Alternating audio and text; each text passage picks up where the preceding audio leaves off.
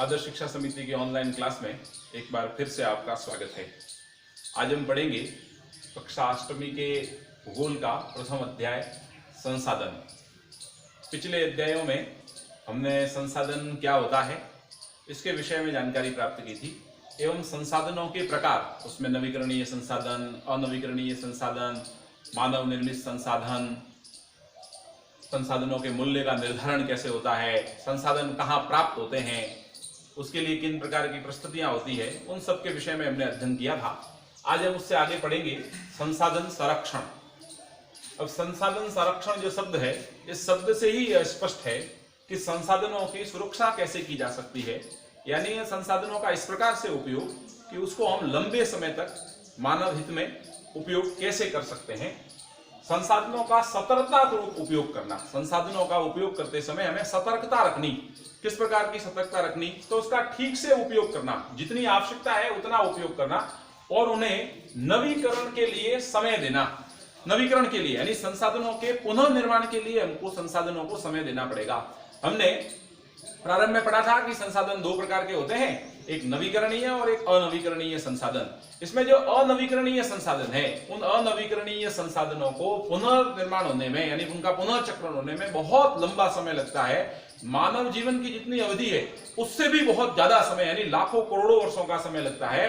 तो संसाधनों को नवीकरण होने के लिए वर्तमान में जितने संसाधन उपलब्ध है उन संसाधनों का उपयोग इस प्रकार से करना कि जब तक नए संसाधनों का निर्माण नहीं हो सके वह हमारी आवश्यकताओं को पूरा करते रहे। साथ में ही नवीकरणीय संसाधन, जो संसाधन समाप्त नहीं होने वाले हैं, जो संसाधन लगातार नए बनते रहते हैं, उनका उपयोग भी इस प्रकार से करना कि उनका जो संतुलन है वह संतुलन भी बिगड़े नहीं। उन्हें ही संसाधन संरक्षण कहते हैं। संसाधन संरक्षण की जब बात आती है तो एक शब्द निकल कर आता है सतत पोषणीय विकास। ये जो सतत पोषणीय विकास है, यह सतत पोषणीय विकास के शब्द से ही स्पष्ट है। सतत यानी लगातार, पोषणीय यानी पोषण करने वाला, यानी संसाधनों को इस प्रकार से विकास करना कि वे लगातार हमारा पोषण कर सकें, यानी लगातार हमारी आवश्यकताओं को पूरा कर सकें। संसाधनों का उपयोग करने की आवश्यकता और भविष्य के लिए उनके संरक्षण में संतुलन बनाए रखना, इस प्रकार से उनका उपयोग करना कि हमारी वर्तमान जो पीढ़ी है उस वर्तमान पीढ़ी की आवश्यकताओं की पूर्ति तो उपलब्ध संसाधन कर ही रहे हैं, हमारी आने वाली पीढ़ियों के लिए भी वह उपयोगी हो, वह संसाधन उपलब्ध हो। क्योंकि वर्तमान में हम जिन संसाधनों का उपयोग कर रहे हैं वह संसाधन भी हमारी पुरानी पीढ़ियों ने हमारे लिए सुरक्षित रखें, तभी हम उनका उपयोग कर पा रहे हैं। तो हमारा भी हमारी आने वाली पीढ़ियों के प्रति यह दायित्व बनता है कि हम उनके लिए भी संसाधन छोड़कर जाएं। यह है सतत पोषणीय विकास। सतत पोषणीय विकास के कुछ सिद्धांत हैं जिनके आधार पर हम अपने आने वाली पीढ़ियों के लिए भी संसाधनों को बचा करके रख सकते हैं। पहला है जीवन के सभी रूपों का आदर और देखभाल करना। जीवन के सभी रूपों का आदर करना। प्रकृति पर विभिन्न प्रकार के जीव जंतु है और उन सभी जीव जंतुओं का, सभी प्रकार के जीवन का प्रकृति के संतुलन को बनाए रखने में अपना महत्व है।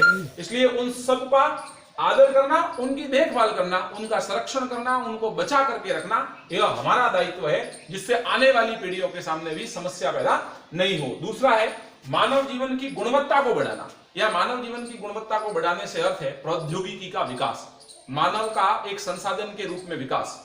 मानव का संसाधन के रूप में विकास करना क्यों आवश्यक है? क्योंकि जब मानव का संसाधन के रूप में विकास होगा, मानव का प्रौद्योगिकी जब मानव विकसित करेगा तो उस प्रौद्योगिकी के आधार पर हम अधिक मात्रा में संसाधनों का उपयोग कर सकेंगे, अधिक गुणवत्ता के साथ, यानी हम कम संसाधनों को लेकर के उनका उपयोग बहुत बड़ी मात्रा में कर सकेंगे। ऐसे ही तीसरा है पर्यावरण के प्रति व्यक्तिगत व्यवहार और अभ्यास में परिवर्तन।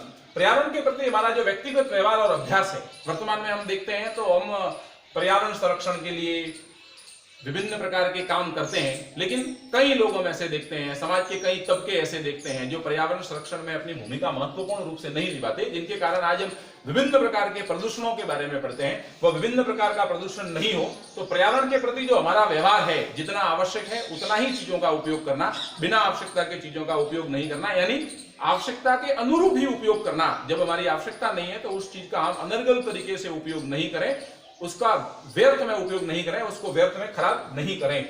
चौथा है प्राकृतिक संसाधनों के ह्रास को कम से कम करना। प्राकृतिक संसाधन जो है, हमने पहले ही पढ़ाया कि प्राकृतिक संसाधन जो है वो हमारे लिए बहुत महत्वपूर्ण है और सतत पोषणीय विकास के लिए, यानी आने वाली पीढ़ियों के लिए भी वह उपयोग में आते रहे। इसके लिए जरूरी है कि उनका ह्रास नहीं हो जाए, यानी वो समाप्त नहीं हो जाए। तो वो समाप्त कब नहीं होंगे? जब हम उनको कम से कम उनका उपयोग करेंगे, यानी जितनी आवश्यकता है उतना ही उपयोग करेंगे। बिना आवश्यकता के हम उनका उपयोग नहीं करेंगे तो प्राकृतिक संसाधन है वो आने वाली पीढ़ियों तक भी बचे हुए रहेंगे, वो भी उनका उपयोग कर सकेंगे। यह सतत पोषणीय विकास के कुछ सिद्धांत है।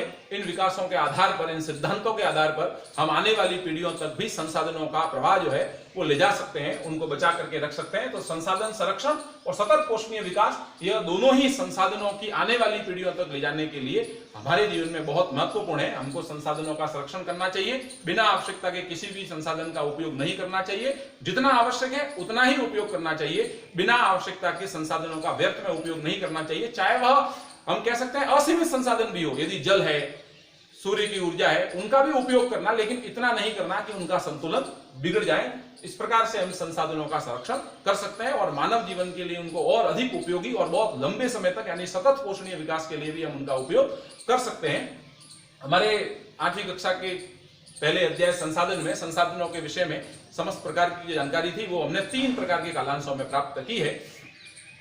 इससे संबंधित जो प्रश्न उत्तर है वह पाठ्य पुस्तक में जहां पाठ हमारा समाप्त होता है उसके पीछे उसके अभ्यास प्रश्न दिए हुए हैं। आप सब एक बार उन अभ्यास प्रश्नों को देखें और उनको हल करने का प्रयत्न करें। यदि हम एक बार पाठ को बहुत अच्छी तरह से यदि पढ़ लेंगे पुनः, और तीनों वीडियो जो पहले के हैं उनको भी एक बार ठीक से वापस देख लेंगे, तो हमको हमारे पाठ्य पुस्तक में पीछे जो अभ्यास प्रश्न है उन सब के उत्तर मिल जाएंगे। तो आज के गृह कार्य में हमको उन सब प्रश्नों का उत्तर भी ढूंढना है और अपनी पाठ्य पुस्तक में, अपनी कॉपी में उसको लिखना है। नमस्कार।